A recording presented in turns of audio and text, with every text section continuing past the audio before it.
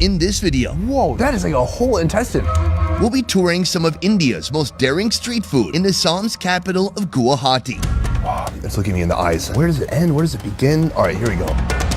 But first, let's back up. In this series, we're exploring India's northeast region, a place completely different from mainland India. Here you're selling white rats for consumption. They look like they didn't make the cut for a science lab. Our journey begins in the state of Assam. In the countryside, you'll find villagers dining on pork, goat meat, and a long list of crawly creatures. Can you eat it like this? Yes, I can. Isn't that exciting news? Oh my god, I don't know. Right now, we're in Assam's bustling capital, I need some water. and I'm on a mission to see what makes street food here Oh, that's awesome. different from anywhere else. People are crazy about pork. From some far-out fishy favorites You know what it has? Big, juicy intestines. to an unlikely bird meat, served up like you've never seen before. It all starts here at the fish market. We're starting our day at Urjan Fish Market. This place is packed and busy, and here we have a lot of unique fish like this. Look at the nose on this thing. It's got a bigger snout than me. Oh, I got fish on my jacket. This is Brahmaputra, one of Central and South Asia's most vital rivers, traveling 1,800 miles from the Himalayas. Residents of this city are blessed with an abundant supply of fresh fish. Unsurprisingly, fish is a major protein in Assamese cuisine. This morning, we're gonna take a look around the market and see what kind of unique seafood we can find. Then, we're gonna eat it. Let's go. For vendors here, the stench of fish in the morning is the smell of money. They ready their stalls before the sun rises. We're looking for the biggest fish we can find in the market, starting with this giant chital right here. My man, Korban, he is chopping the heck out of this thing, scaling it with this round, awesome knife. A few vendors down, I spot another giant treasure that wouldn't get a second glance where I come from in the USA. This is my man, Santi Singh right here. We both have great hair, I want to point that out. You have good hair, but so do I. $163, but it's worth it because inside, you know what it has? Big, juicy intestines. We're gonna rip them out. We're gonna eat them real soon. From here, after we collect all our fish parts, we're heading to the fish hotel. It seems like a place fish would sleep or seafood would have one-night stands. It's not that at all. Our fresh seafood finds will be cooked here. This is Trishul Hotel. Due to a linguistic misunderstanding during the British occupation of India, hotel here can also mean restaurant. And in this restaurant, our two giant fish will be transformed into two Assamese dishes. Today we're eating with our hands, right? We have to eat with our hands because people in Assam love to eat with their hands. Joining me today, Shamalima. First, deep fried fish. Fillets from both fish are marinated with salt and turmeric. If you're expecting the usual Indian masala onslaught of 20 powerful spices, well, don't. At least in this hotel, this is all they use, and this minimalist, seemingly un-Indian approach is a defining trait of Assamese cooking.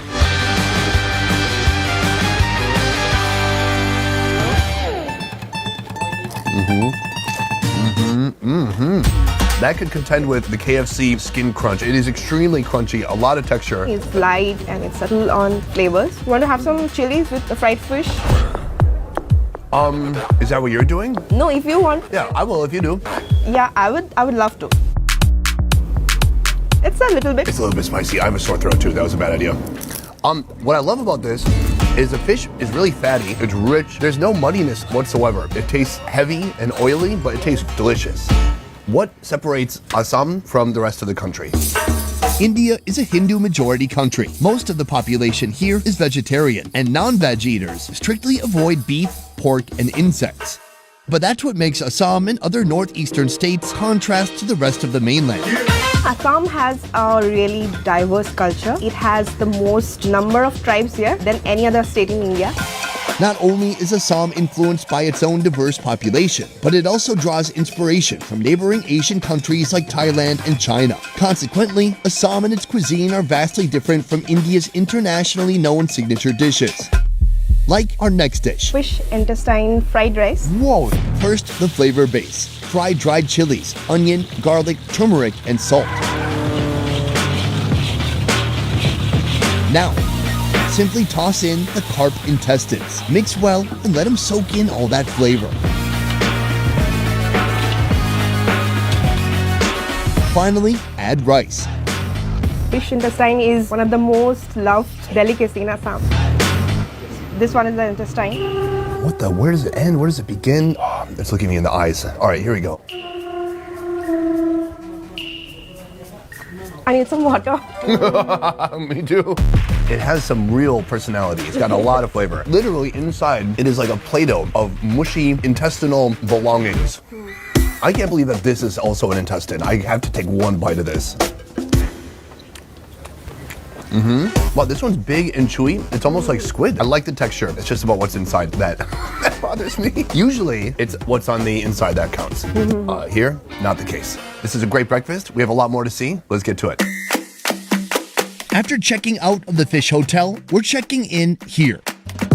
Food whipped up fast, where they're serving up the perfect union between classic Chinese and Indian food. I'm very curious about your restaurant because I've been to India many times before, but I've never had chow mein.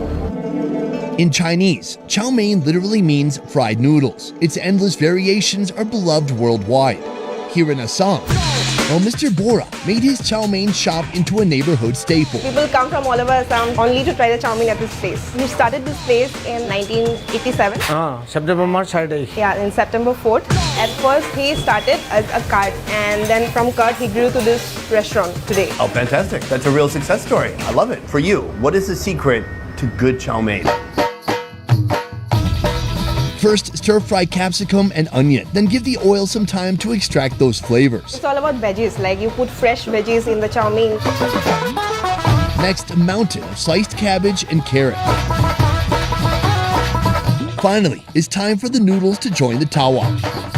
Hit this massive food heap with a little bit of flavor in the form of salt, black pepper, and soy sauce.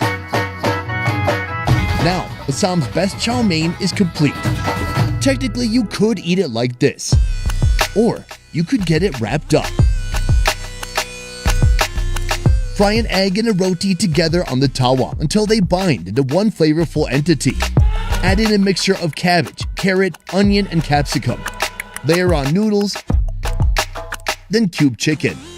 I've had chow mein and I've had roti, but having them together is simply genius. Just the outside already looks so delicious. The roti with the egg wrapped in, there's little crispy bits around it.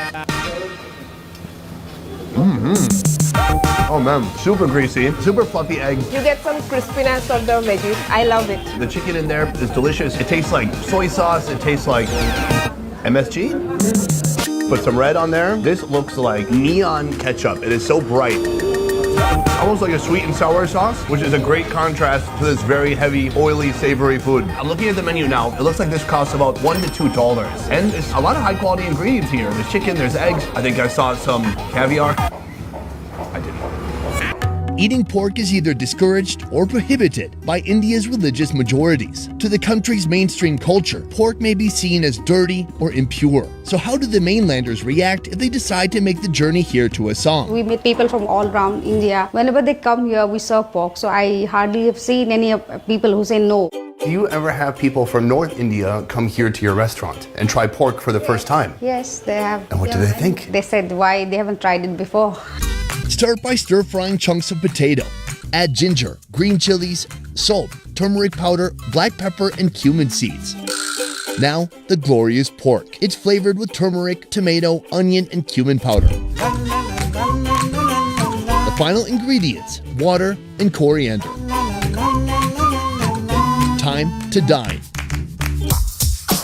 This is the pork curry, and how could you deny this? Big ASS pieces of pork. These look incredible. Let's go for it. Pump it up, pump it up, pump it up. The meat is tender. It tastes like it's been braised. It's really soft. Tons of turmeric flavor. It's spicy, super savory. I swear, pork curry is like my new favorite. Have it with some rice. The way the curry Blends with the rice. is beautiful. I love it. Is there a part of the pig that you like most? I love the meat part. Well, yeah, most people would say meat. Yeah, probably not the bones. In Assam, are there other animal proteins that people can put into a curry? Some parts of villages in Assam, they have toad. That sounds delicious. But then there's also the pigeon. Next up, another peculiar protein. Of course, pigeons can be spotted everywhere in India, but only in the Northeast is their culinary potential truly unlocked. A pan of hot oil receives bay leaves, cinnamon, and cardamom. Toss in onions, let them fry. Then it's time for hacked up bits of pigeon meat. Flavor with garlic paste, salt, black pepper, cumin seeds, and turmeric powder. Adding water and cooking it down makes the meat soft and the gravy thick. Finish with potatoes. This looks delicious. It looks slightly different. My only concern here is all the small bones. It's very bony and less meat. Bony. One thing I've never been called ever. Yeah, chunky. I've been called chunky. Thick, large and in charge. Husky, plus-sized, voluptuous. Those are things I've been called, but never bony. The gravy is delicious. It's very savory, peppery. It's really a full, delicious flavor. The peppery pigeon curries is a good medicine for flu and cold. Oh, is that right? Because I have COVID right now. Not COVID. The meat is interesting. It's dense. It's kind of squishy. It's like a dark meat. When was the last time you ate pigeon? 5-6 years ago. That's a long time. Do you think maybe 5-6 years from now you try it again? Maybe yes. Yeah. Or maybe longer. Give it some more time. One of the big reasons I wanted to come to Northeast India is because the food variety is so different. And I guess one of my missions during the series is to help redefine what is Indian cuisine and what is seen as normal Indian cuisine. Because right now I feel like that definition is too slim and it's excluding a lot of different groups and people, cultures and ethnicities. This today is just the beginning. I plan to see a lot more, all the way from here to Nagaland. Have you ever tried a fruit bat? No, I haven't tried. We're gonna try a fruit bat. Okay. I'm looking forward to your Nagaland episode. I'll send you some fruit bat.